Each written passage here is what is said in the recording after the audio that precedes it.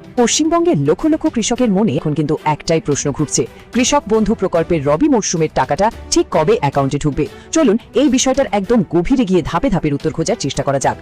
তো আজকের আলোচনার একদম কেন্দ্রে রয়েছে যে প্রশ্নটা, সেটা হলো কৃষক বন্ধু প্রকল্পের পরবর্তী কিস্তির টাকাটা ঠিক কবে দেওয়া হবে। এই প্রশ্নটাই এখন সবার মনে।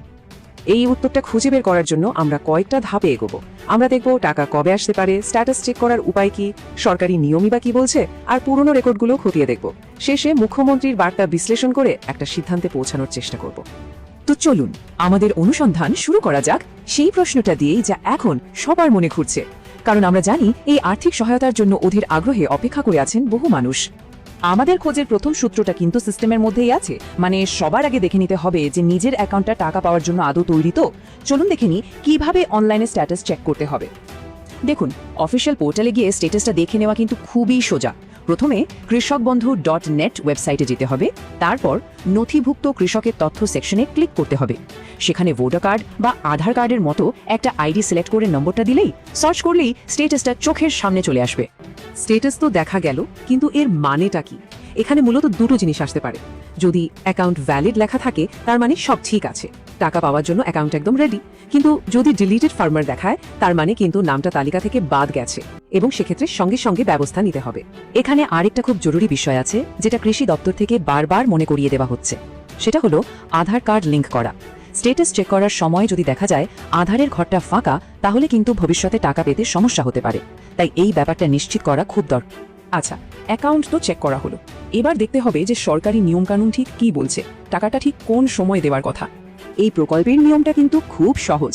বছরে দুবার টাকা দেওয়া হয়, রাজ্যের দুটো প্রধান চাষের মরশুমকে মাথায় রেখে। একটা খারিফ, যেটা এপ্রিল থেকে সেপ্টেম্বরের মধ্যে, আর একটা রবি, যেটা অক্টোবর থেকে মার্চের মধ্যে। আর এইখানেই আমাদের তদন্তের একটা বেশ বড় সূত্র লুকিয়ে আছে। দেখুন, আজকের তারিখটা হলো 19শে ডিসেম্বর, মানে আমরা কিন্তু রবি মরশুমের অর্থাৎ অক্টোবর থেকে মার্চের একদম মাঝখানে আছি। তার মানে সরকারি নিয়ম অনুযায়ী টাকা দেওয়ার জন্য এটাই সঠিক সময়। বেশ, তাহলে সিস্টেম রেডি, সময়ও ঠিকঠাক। এবার চলুন আমাদের সবথেকে শক্তিশালী সূত্রটার দিকে তাকানো যাক, মানে আগের বছরগুলোতে ঠিক কি হয়েছে। এই টাইমলাইনটা দেখলেই বিষয়টা একদম জলের মতো পরিষ্কার হয়ে যাবে। 2022-এ টাকা ঢুকেছে 21শে ডিসেম্বর, 2023-এ 12ই ডিসেম্বর, আর গত বছর মানে 2024-এ টাকাটা ঢুকেছিল 24শে নভেম্বর। মানে একটা জিনিস পরিষ্কার, রবি মরশুমে টাকাটা কিন্তু বছরের একদম শেষ দিকেই দেওয়া।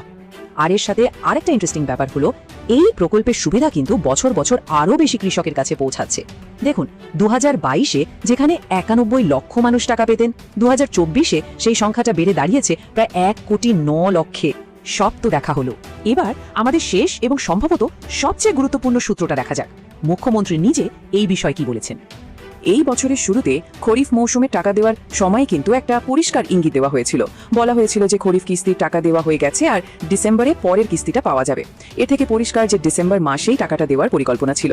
কিছুদিন আগেও একটা ভাষণে এই প্রকল্পের ওপর আবার জোর দেওয়া হয়েছে। তার মানে প্রকল্পের গুরুত্বটা এখনো একই আছে, যদিও নতুন করে কোনো তারিখ এই কিস্তির জন্য ঘোষণা করা হয়নি। তো এতগুলো সূত্র হাতে পাওয়ার পর আমরা ঠিক কোন সিদ্ধান্তে আসতে পারি? সব মিলিয়ে ছবিটা ঠিক কি দাঁড়াচ্ছে? দেখুন, যদিও এখনো পর্যন্ত কোনো পাকা তারিখ ঘোষণা করা হয়নি, কিন্তু আমাদের হাতে যা যা প্রমাণ আছে, সিস্টেমের প্রস্তুতি, সরকারি নিয়ম, পুরনো রেকর্ড এবং মুখ্যমন্ত্রীর বার্তা, সবকিছু কিন্তু একটাই দিকে ইঙ্গিত করছে। আর সেটা হলো টাকাটা খুব তাড়াতাড়ি আসতে চলেছে এবং ডিসেম্বরের মধ্যেই পাওয়ার সম্ভাবনা প্রবল। তাহলে শেষ কথা কি? এখনো কোনো অফিসিয়াল ডেট নেই, কিন্তু কৃষি দপ্তরের প্রস্তুতি দেখে মনে হচ্ছে সব তৈরি। পুরনো ডেটা আর সরকারি কথাতেও ডিসেম্বরের কথাই বলা হচ্ছে। তাই এখন সবচেয়ে জরুরি কাজ হলো নিজের অনলাইন স্ট্যাটাসটা একবার দেখে নেওয়া যে অ্যাকাউন্ট ভ্যালিড দেখাচ্ছে কিনা, আর তারপর শুধু সরকারি ঘোষণার জন্য অপেক্ষা। এই পুরো বিষয়টা আমাদের একটা বড় প্রশ্নের সামনে দাঁড় করায়। যেহেতু এই ধরনের আর্থিক সাহায্যগুলো এখন পুরোপুরি ডিজিটাল হয়ে যাচ্ছে, তাহলে সুবিধাভোগীরা কিভাবে সবসময় আপ টু ডেট থাকবেন আর নিজেদের সব দিক থেকে প্রস্তুত রাখবেন, এটা কিন্তু ভেবে দেখার মতো একটা বিষয়।